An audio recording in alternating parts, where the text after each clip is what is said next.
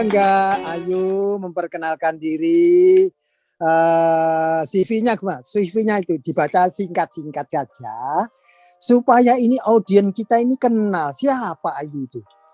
Wah, melihat namanya sudah Ayu, aduh, Raden Ayu mana ini dari Kamal ini. Ini Kamal Madura ini milenial, cewek Madura ini, Maduris milenial. Oke, go ahead. Ya, Assalamualaikum warahmatullahi wabarakatuh. Perkenalkan, saya Ayu Kamalagana. Biasa kalau misal teman-teman atau yang biasa tahu di internet gitu ya, biasa dipanggil Ayu Gana. Wah, nah, hanya itu sudah menyenangkan gitu. Ya, saya besar dari kecil dan besarnya tuh di Kamal, terus sekolah SMA-nya di Bangkalan, lalu punya kesempatan. Halo, ya? SMA berapa? 3? SMA Bangkalan. Enggak, itu kan ada SMA 1, SMA 2, SMA 3 gitu. SMA 1. Oh, SMA 1. Oh iya. Dulu pacar saya di sana, SMA 1. Menarik sekali ya, pacar. Lanjut. Ya, kemudian waktu SMA kebetulan ada ada program beasiswa unggulan Madura yang untuk di universitas gitu. Iya. Dan khususnya di ITS. Dan iseng-iseng ikut di hari terakhir, ternyata alhamdulillah dapat dan dipilih. Alhamdulillah. Ini ya. Kalau bukan putranya Pak Sugiono, waduh, Pak Sugiono itu murid saya. Murid saya paling pinter itu. Waduh, orangnya ganteng, pinter. Wow. Sastra budaya Madura, nggak komplit lah dia. Iya betul. Ayo. Lalu juga ternyata juga masih rezeki dapat beasiswa lagi untuk melanjutin S2, tetap di ITS, masih tetap di ITS. Waktu itu ada program beasiswa juga dari ITS, jadi alhamdulillah keterima juga dan saya ambil yang S1-nya saya ambil perencanaan wilayah dan kota. Lalu lebih spesifik lagi aku ambilnya real estate gitu. Waduh, ini nih. Kamu tuh bisa bangun real estate di luar negeri, jangan hanya di Indonesia gitu. Merancangnya yang hebat. Ya. Iya, jangan model gitu. Cuma itu rumah sangat sederhana. Ya, jangan begini. Oke, go ahead. Iya. Setelah itu mencoba untuk peruntungan gitu ya. Kan ini Bangkalan Surabaya mau cari pengalaman lebih nih, lari ke Jakarta gitu. Kebetulan juga sesuai dengan bidang yang saya sukai pada saat itu. Jadi saya bekerja di salah satu pengembang lumayan besar lah ya di Jakarta. Banyak orang juga pasti sudah tahu. Dan saya bekerja di sana sampai ketemu dengan suami saya. Oh, gitu. Rezeki juga ini. Iya, betul. Jadi karena pernikahan biasa kan, sebagai seorang istri itu gimana ketika punya anak dan segala macam, itu harus bagaimana? Soalnya waktu itu kan anak berapa sekarang? Ngomong-ngomong. Sekarang sudah 2. Jadi pada saat itu terakhir sebelum memutuskan untuk resign dari perusahaan sebelumnya, itu saya sudah merintis bisnis kan. Merintis bisnis karena saya sukanya kan di DIY gitu loh. Hand gitu. Nah, itu. Dan sebenarnya ada segelinting perasaan yang mengganjal sih. Soalnya kan dari dulu itu kan saya sekolah itu dibiayain sama Bangkalan, sama Madura lah ya. Beasiswanya Madura. Oh, saya nggak balik-balik ya, saya bisa berkontribusi apa sih untuk Bangkalan gitu. Jadi ya sebelum saya resign, saya mencoba untuk merintis dari bawah gitu. Nanti ketika saya resign, saya bisa melanjutkan seperti itu. Nah, alhamdulillahnya nyambung gitu. Ketika saya resign, saya pulang ke Bangkalan, saya mencoba untuk membuat workshop-workshop, pelatihan-pelatihan untuk teman-teman. Sebenarnya saya kan targetnya waktu itu ibu-ibu muda, Bagus, bagus, bagus. ibu muda yang gimana ya? Waktu itu sih saya ngerasanya untuk jadi seorang istri ketika menikah, terus jadi seorang istri mengabdi kepada keluarga gitu ya. Bukan berarti stop gitu aja, tapi ada banyak hal yang bisa kita lakukan gitu. Nah, saya buat ini itu untuk mereka-mereka ini gitu, bahwa ada banyak kok yang bisa kita lakukan dan bisa menghasilkan loh gitu. Iya. Nah, seperti itu ya. Ya, sedikit banyak seperti itulah. Sampai sekarang sambil lalu saya ngebuat YouTube karena ya namanya anak-anak milenial ya, ngikutin perkembangan teknologi ini kemana, update-nya tuh kemana. Jadi ya harus punya semua. Jadi ya kita explore informasi, explore segala sesuatu pengalaman dan segala macam yang bisa di-share. Itu kita pakai platform-platform yang mudah untuk didapat sama audiens gitu. Iya. Kalau boleh saya bertanya, Ayu, apa yang kamu pikirkan ini sekarang diimplementasikan di Bangkalan, Sampang, Pamekasan, Sumeneb, dan daerah-daerah, anggaplah itu di Jawa Timur saja dulu, misalnya saja, sudah jalan ide-idemu tadi itu? Kalau nah ini kembali lagi ya. Jadi kembali lagi tadi hal yang mengganjal, kecintaan saya terhadap tempat lahir saya gitu ya. Apa sih yang bisa aku lakukan untuk tempat tinggalku? Sedangkan aku nih punya potensi gitu loh. Kita nih bisa menggali banyak hal di sini gitu. Nah, ketika saya membuat pelatihan-pelatihan tersebut gitu kan, ternyata antusiasnya tuh besar sekali gitu loh. Orang-orang yang mau belajar itu banyak banget. Tapi ada kendala satu dan lain hal, jadi nggak bisa berkelanjutan gitu. Karena memang menurut saya ini membutuhkan tenaga yang banyak, SDM-nya yang banyak, dan komitmen gitu. Itu yang susahnya yang saya belum dapat. Tapi kalau ini misal terjadi, bisa diimplementasikan terus menerus, itu bakal bagus. Soalnya kan Suramadu ini Bangkalan khususnya itu tuh sebagai gerbang utama gitu loh. Kalau dulu teman-teman di kuliah gitu kan, ayo wisata yuk nang Bangkalan gitu kan, sampai Suramadu tutup, mari balik wesan, karena nggak ada apa-apa, sepi. Iya. Nah sekarang kan mending karena ada tempat untuk dibeli segala macam. Cuman itu masih kurang. Karena apa? Orang datang ke Bangkalan itu cuman maunya tuh beli bebek aja gitu, beli bebek yang terkenal itu gitu kan. Habis itu muter, ngelihat apalagi. Padahal kan kayak sejalan dengan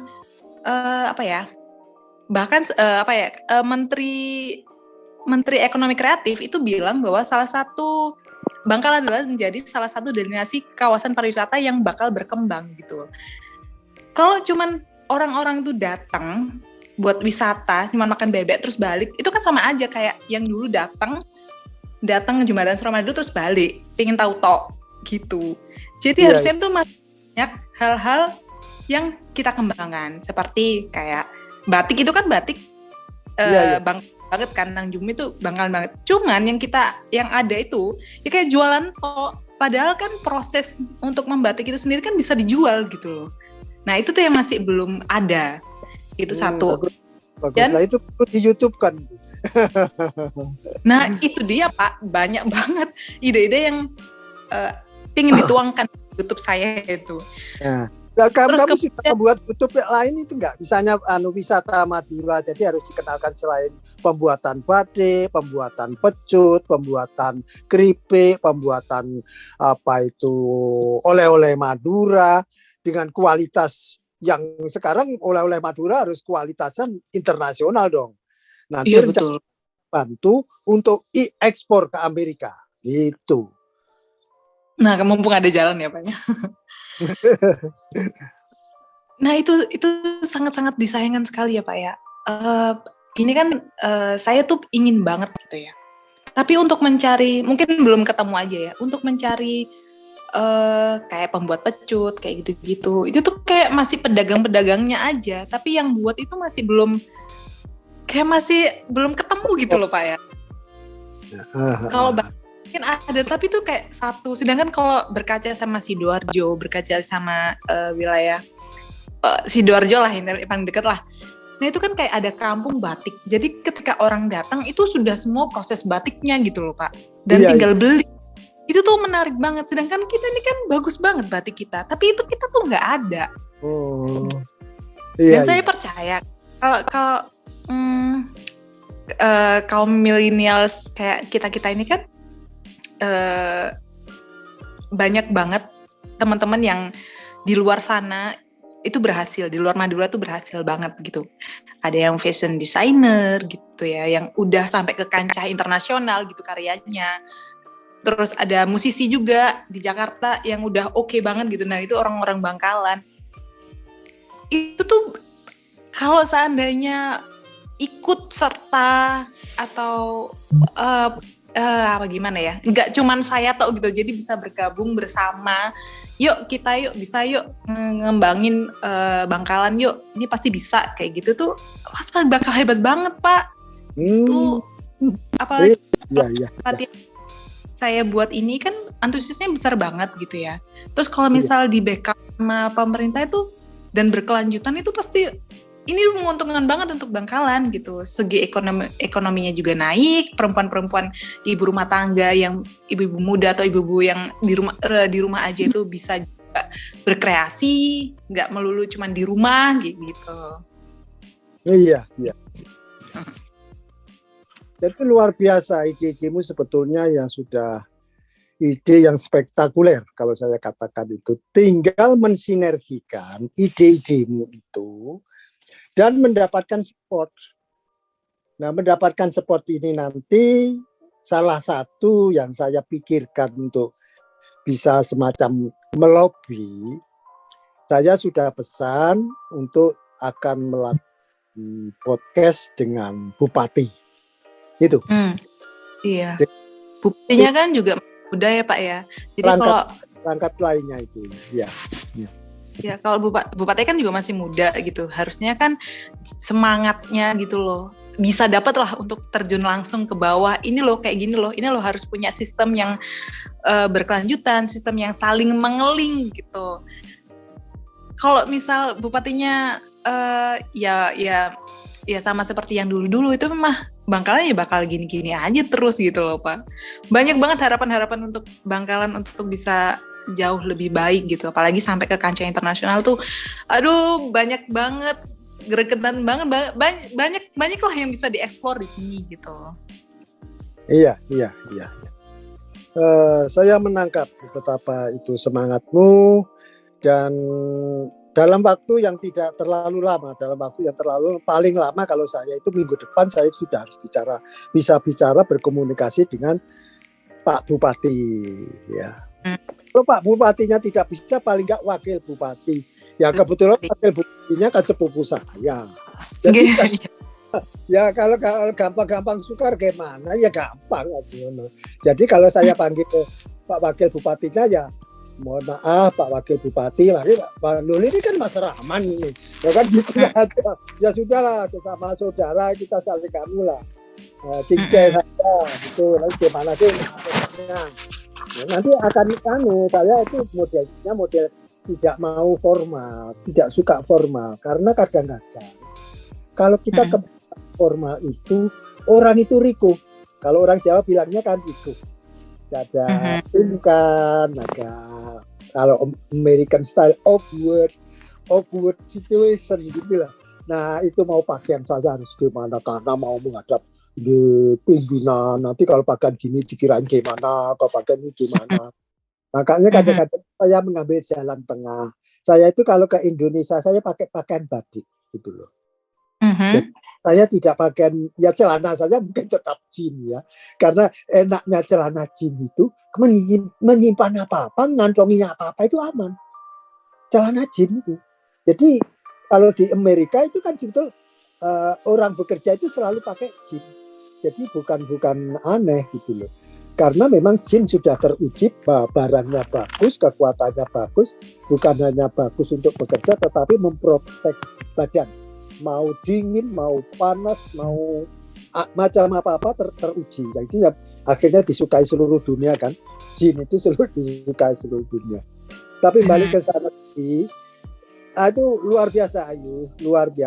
Jadi Pak Surahman yang dari semula sudah ingin memancing-mancing, ternyata pancingan itu berhasil. Dan apa yang kita bicarakan ini sudah sebentar lagi didengarkan oleh Pak Bupati. Tenang aja, Pak Bupati kita itu baik. Saya tahu.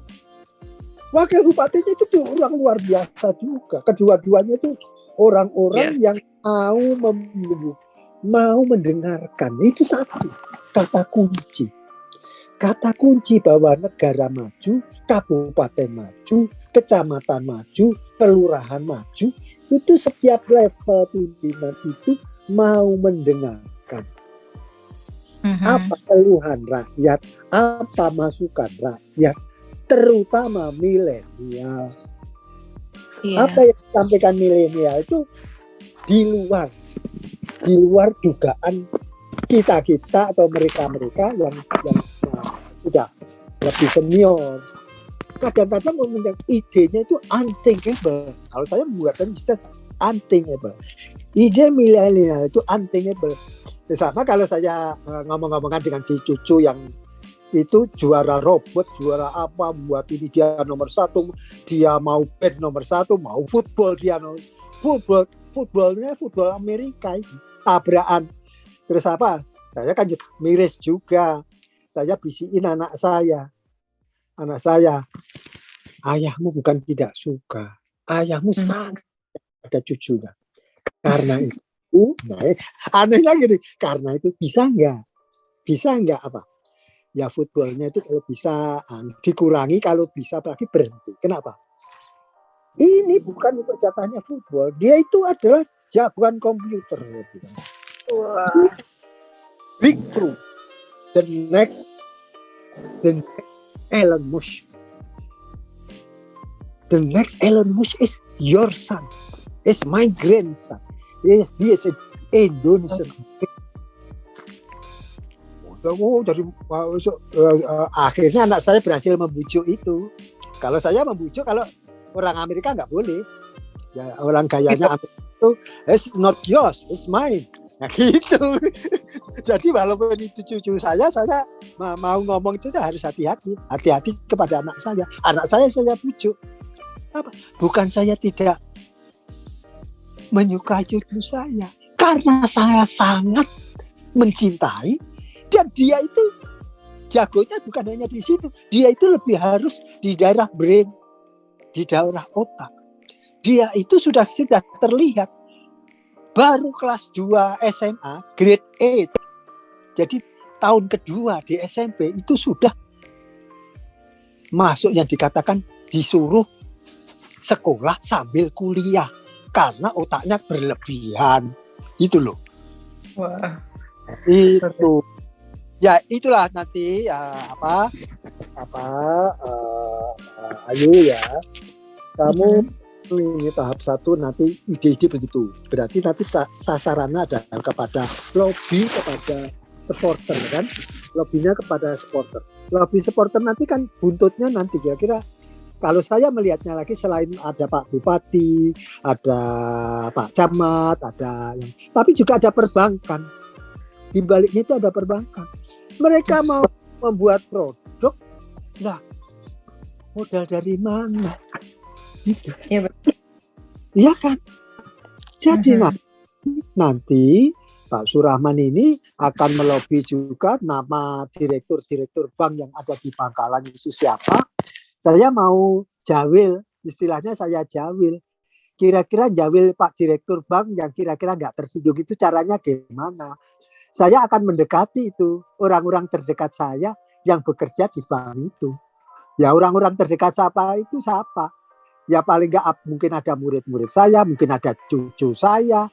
Kalau bukan cucu saya, ya mungkin cucu murid-murid saya. Itu aja. Kalau kebetulan yang ada yang bekerja di bank itu adalah ini putranya bos itu dulu adalah mantan SPG Bangkalan tahun sekian. Nah, nanti akan ya itu cara saya gitu. Nanti dengan sopan santun saya, Bapak apa boleh nggak orang kecil seperti lah istilahnya chatting atau apa sendaguro sambil minum kopi. Cuma kopi saya ada di Amerika, Bapak kopinya ada di Bangkalan. Itu mungkin senang. Saya agak dagang. Kamu usul apa lagi? Ayo kira-kira apa lagi? Sorry apa? Putus. Kira-kira untuk mendukung program-program itu supaya bisa diimplementasikan di masyarakat bisa. Ini kan kamu itu sudah menanyakan ini ada yang jualan pecel, tapi bagaimana pecel itu diproduk? Bagaimana pecel itu diproduk itu kan perlu orang yang pandai membuat pecel kan gitu. Membuat pecel itu gimana ya? Nanti saya umumkan itu di anggota grup WA-nya SPG ini. Siapa yang menemukan ahli pembuat pecut? Kalau siapa yang dapat menemukan, saya beri hadiah 1 juta kontan. Nah, terus gimana? Saya sih yakin bahwa Bangkalan pasti sudah melakukan gitu Pak ya. Kayak ada mereka mungkin punya wadah pemberdayaan, pelatihan-pelatihan itu pasti ada. Cuman mungkin kurang tereksplor dengan baik, tidak berkelanjutan, hanya sekali aja dan segala macam. Jadi sepertinya sangat disayangkan gitu loh Pak. Nah, saya juga ya pengembangan di Bangkalan ini sudah sesuai dengan master plan yang dibuat. Harapan-harapan Bangkalan ini bakal jadi itu udah pasti udah ada gitu. Cuman sekarang tinggal implementasinya dan aksinya gitu ya. Ini harus betul-betul pemerintah mendukung penuh gitu loh untuk jadi Bangkalan yang seperti apa gitu. Bukan nggak cuman sih, maksudnya ya tahu tugas bupati itu pasti berat banget gitu kan ya untuk dan banyak hal yang harus dibenahi gitu. Tapi kalau concern lagi itu pasti bisa lah Bangkalan gitu. Ini suaranya Ayu ini kan sudah didengarkan Pak Bupati. Insya Allah kita ini bupati yang sangat dekat dengan milenial.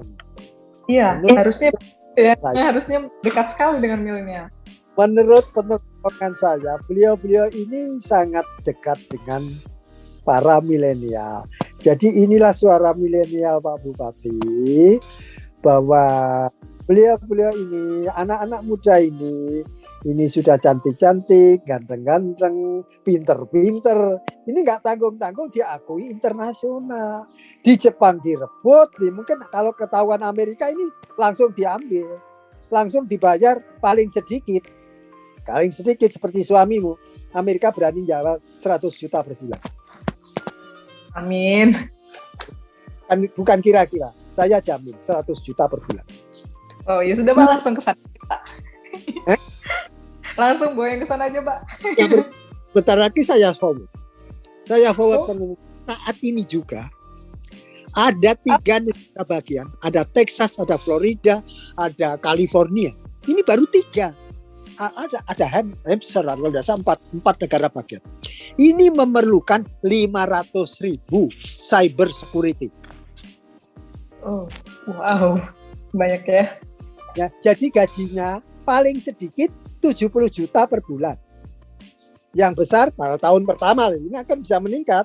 Tiap tahun itu meningkat. Jadi Amerika gayanya gitu. Makin banyak penemuannya, makin bagus produknya, bayarannya terus meningkat. Bisa tahun itu langsung dibayar 105 juta per bulan. Nah, 105 juta per bulan itu yang katakan 50 juta untuk hidup di Amerika. 50 juta sebetulnya terlalu kaya raya.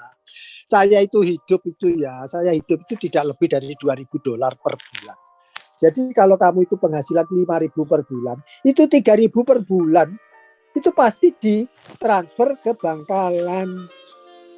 Nah, kemarin saya sudah membuat ilustrasi, seandainya ini, Ayu, seandainya 100 saja itu putra Bangkalan yang bekerja di 20 di Florida, 30 di Texas, 20 di New Hampshire, yang 30 di California.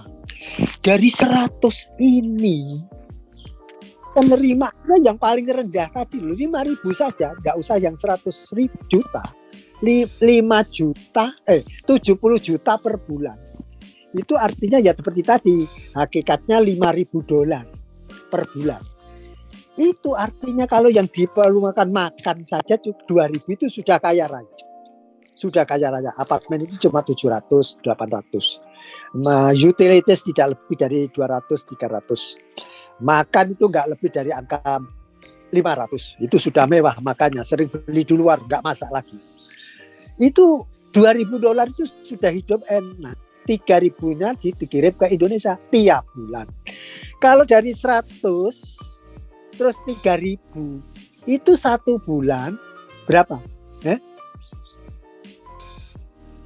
Bisa begitu?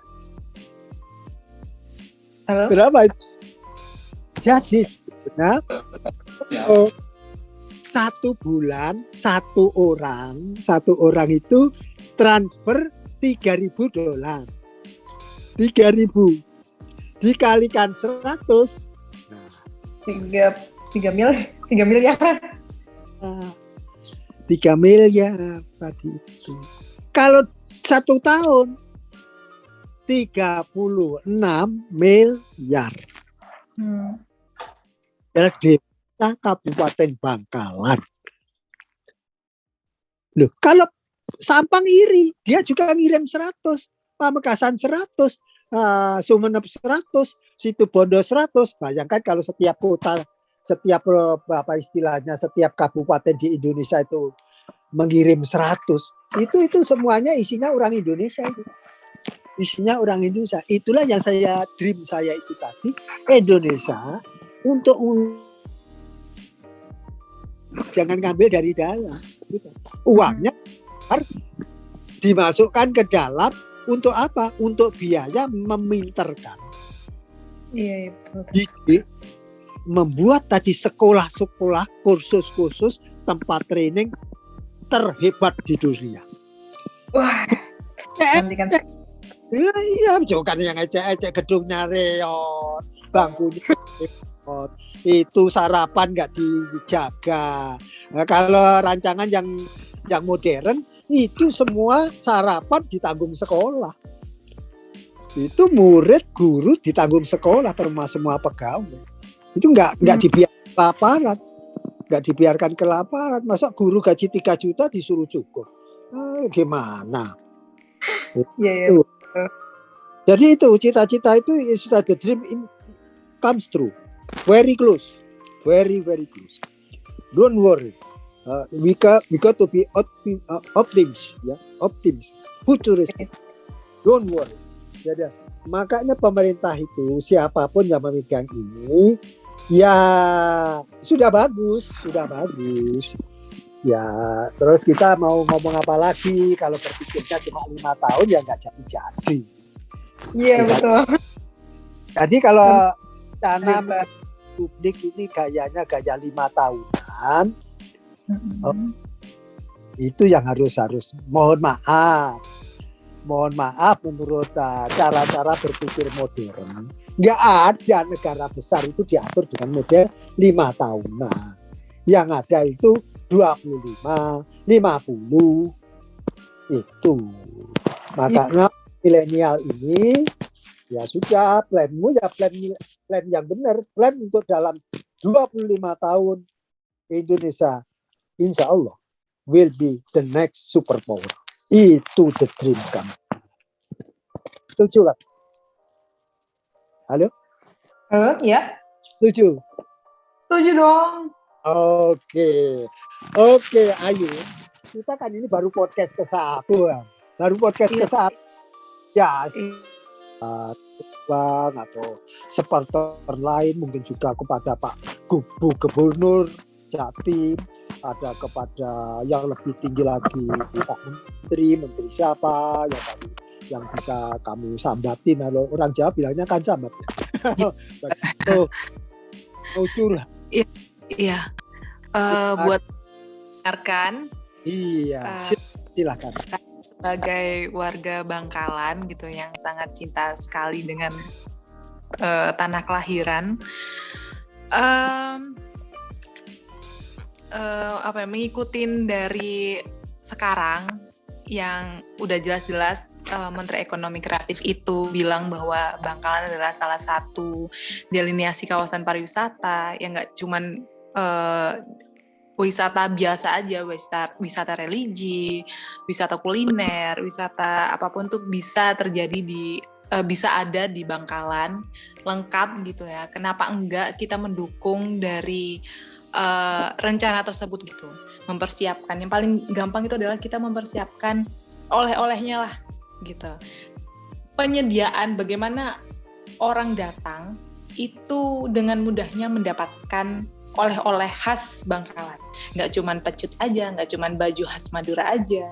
Tapi ada banyak yang bisa kita lakukan, kita gali untuk membuat oleh-oleh khas Bangkalan yang punya identitas. Ini loh oleh-olehnya Bangkalan gitu. Nah, makanya itu kita perlu pelatihan-pelatihan orang-orang yang dilatih untuk bisa berkreasi gitu. Soalnya saya tahu bahwa orang-orang Bangkalan ini sebenarnya kreatif banget.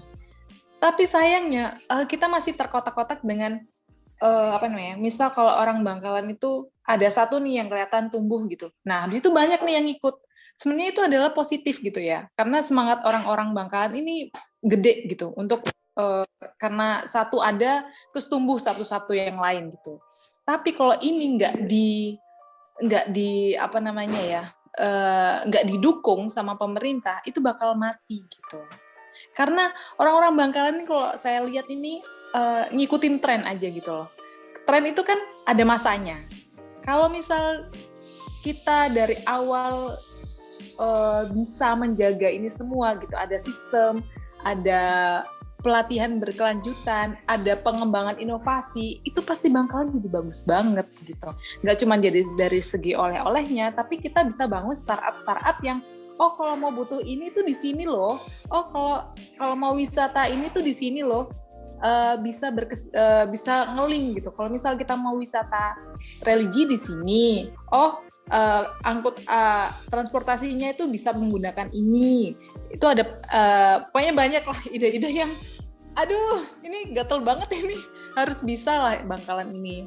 Jangan kalah sama yang di Jawa Timur, Surabaya, Sidoarjo itu tuh kita bisa lah lebih baik malah gitu ya. Itu dia, mudah-mudahan pemerintah bisa sangat mendukung lagi para warganya, bisa memancing warga untuk bisa lebih kreatif, bisa berkreasi, apalagi di pandemi kayak gini, itu sangat-sangat dibutuhkan ya untuk melanjutkan ekonomi mereka, seperti itu.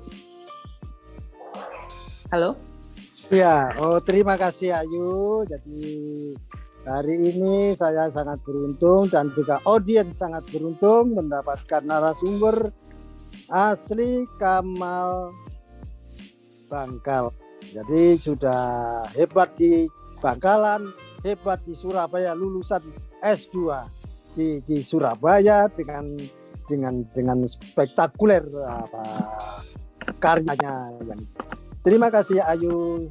Selamat berpisah untuk sementara. Nanti kita lanjutkan pada di lain kesempatan. Iya, terima kasih. Assalamualaikum warahmatullahi wabarakatuh. Waalaikumsalam warahmatullahi wabarakatuh.